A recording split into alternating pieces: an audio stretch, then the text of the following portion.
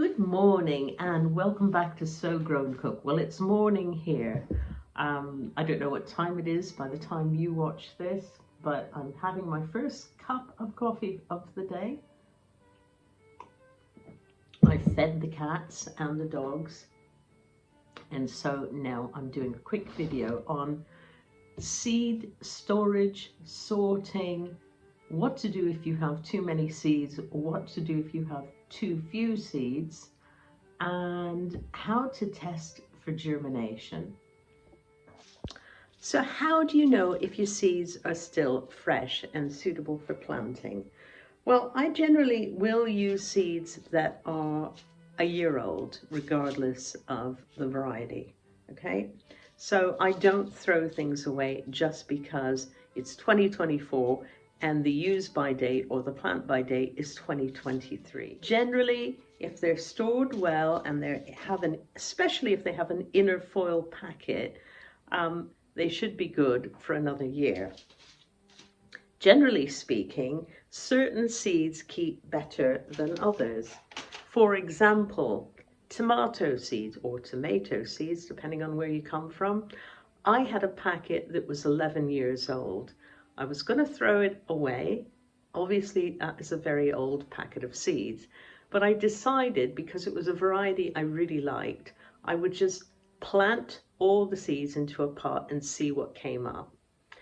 Do you know what? They all came up. And it was from a company called Frankie. Yes, it's pronounced Frankie with that CH. It's an Italian name. And they gave quite a lot of seeds in that packet. And I think I must have had about 300 tomato plants. So just goes to show if they're stored properly and the packet is not open, or even if it is and it's been stored properly, germination still can be pretty good. You may want to just double up on the amount that you plant in case some of the seeds don't germinate, but in many cases they will. Now you can do a little test just so you don't have any disappointments and they don't germinate at all because they're old. You can lay the seeds in a piece of damp kitchen towel or paper towels, as you call them in the States, in North America. Put about 10 on and put it in a little plastic tray or a dish and keep it warm and moist. And after the germination time is up, give it a week or two, whatever the seed packet suggests. The number that come up is the percentage of viability you should find with the rest of that packet of seeds. So if you put 10 on a damp kitchen roll and 3 germinate, then roughly speaking, you've got 30% germination rate. So it's up to you to decide whether you want to keep those because you like the variety and just plant extra so that you get some, or you throw them away. It's entirely up to you. But you don't have to automatically throw away old seeds. Parsnip seeds may be the exception. They tend to be good for 1 year, and after that, germination rate really drops. But quite a lot of other things like peas and beans usually can go on for a couple of years at least. Brassicas, 2 or 3 years at least. I've grown 3-year-old brassica seeds, and provided you've kept them cool and dry, they should germinate reasonably well. Again, plant extra just in case. So here's the sort of box that I store my seeds in. I do not have just one box of seeds. I hasten to add, I've got several boxes. I just didn't want to bring them all in and start sifting through them because it gets a little bit chaotic. My name is Saron and I am a seed-aholic. So here's just a sample, and these are not organized at all.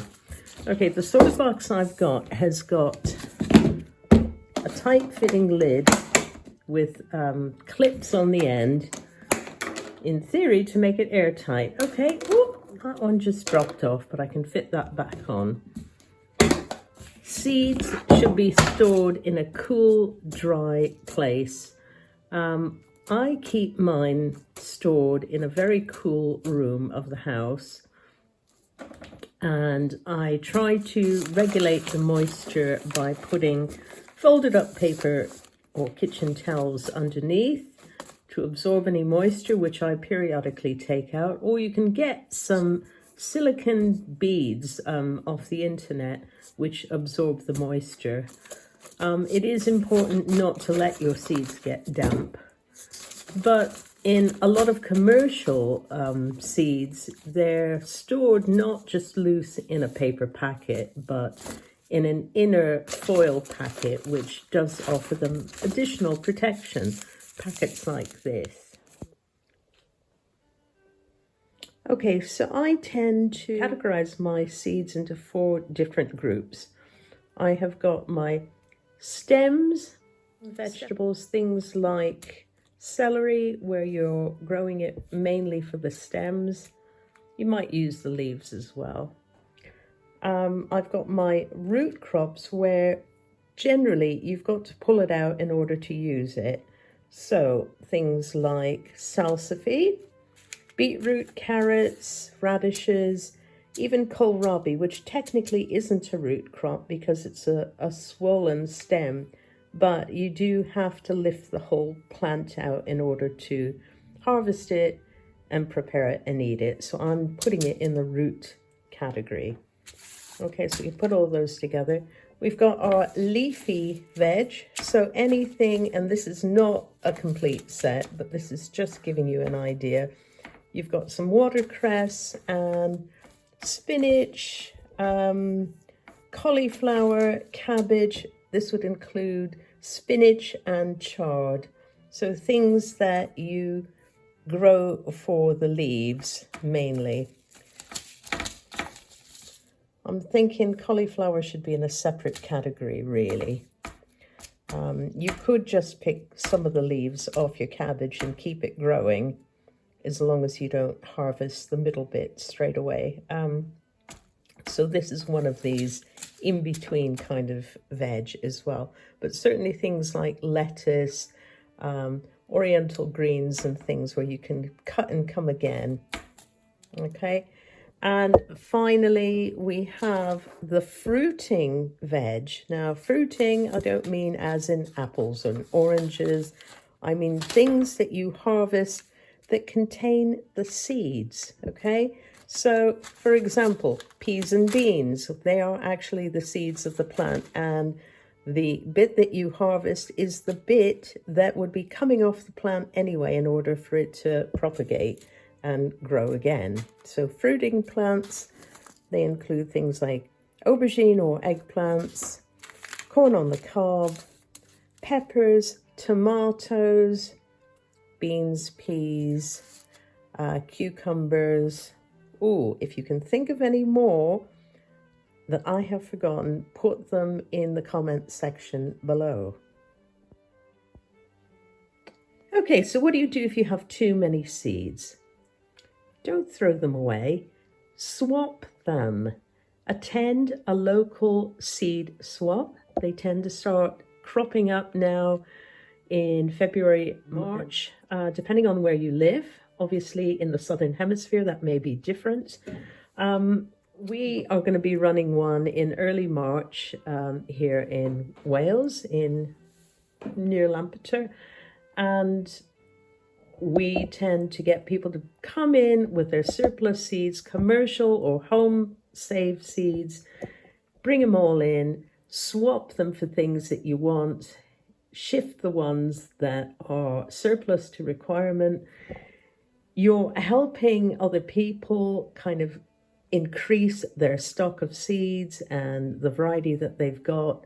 It's a very social event. People get chatting about gardening. They make new friends. It's a lovely way to kick off the season. If you don't have an organized seed swap in your area, start one amongst gardening friends. Get in touch with a few friends who live nearby, who may have seeds, and say, look, let's swap a few. Let's see what we've got. It's fun.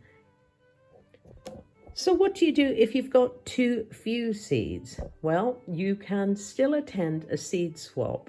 With our local one, we tell the public that if they haven't got seeds to swap, they can make a very small donation and come and choose some packs of seeds anyway. These seeds are surplus to requirement. We're not doing this to make a profit. It's a fun, social, and useful event.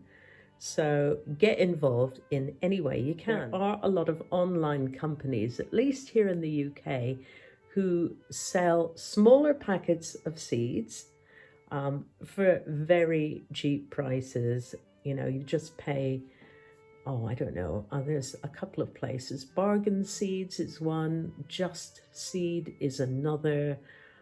You pay a small postage and handling fee and you can get quite a few seeds for not a lot of money. Germination rate, I've tried these seeds and it is pretty good. So I'll put the names of the companies in the description box below. So if you live in the UK, you can check them out.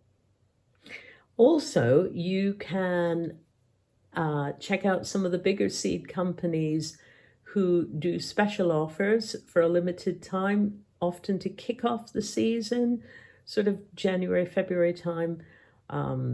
They may reduce the price of a lot of seeds by quite a percentage. So last year, I think I got a whole lot of seeds from one of the big companies. I think it was 50% off. And also at the end of the season as well, they want to reduce their stock and just shift things. So they may give you special offers. I hope you found that useful.